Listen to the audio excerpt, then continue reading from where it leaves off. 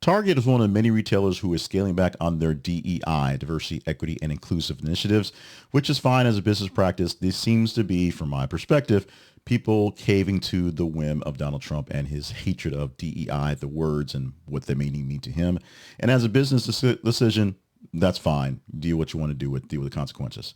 But in the F around and find out part, people are now questioning the company's ongoing philanthropic commitments. Historically, both Target and the Target Foundation have contributed significant funds to organizations that focused on Black economic empowerment and LGBTQ plus acceptance.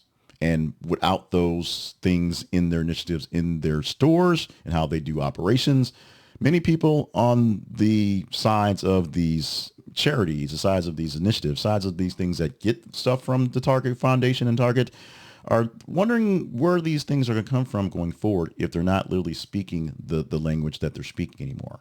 In response to Target's policy changes, organizations such as Twin Cities Pride have declined Target sponsorship, expressing concerns about the company's current stance does not align with their community values anymore. This move reflects broader apprehensions towards nonprofits who rely on corporate partnerships, as they fear the reduced DEI initiatives actually show that they don't care so much for diversity, equity, and inclusion to these marginalized people who are getting these sponsorships.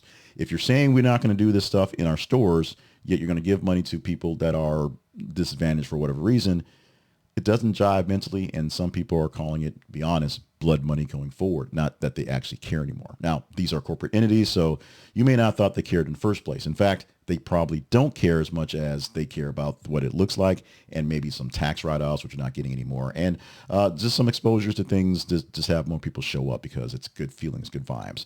But the situation highlighting the complex relationship between corporate DEI policies and philanthropic efforts. Essentially, if you're not showing up for the people you say you're showing up for, does it really count? If you just write somebody a check because you think it looks good, that's great, that's grand and all. But when they try to say, oh, we got this from a group that doesn't actually support our initiatives, it makes the groups look bad for just taking money for no reason, and it makes the companies look bad for giving money for no apparent reason. Target's just one company that is dealing with this, and it's specific because one group has publicly said, we're not taking your money anymore because it doesn't seem like you're fitting the values that we are because you're not doing it.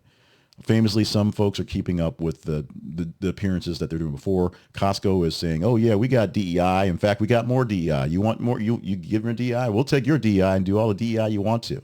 And we'll see how that goes going forward for Costco. As I've seen in some of the comments, some people are like, well, I guess I'm done with Costco because they believe in the DEI initiatives being banned, period.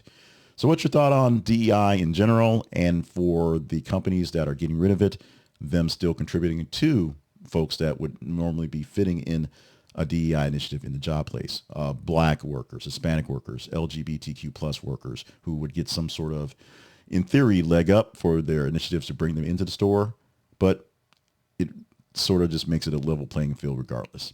Less Chazzes and more Chads apparently is what we're going for. What do you think? Let me know in the comments.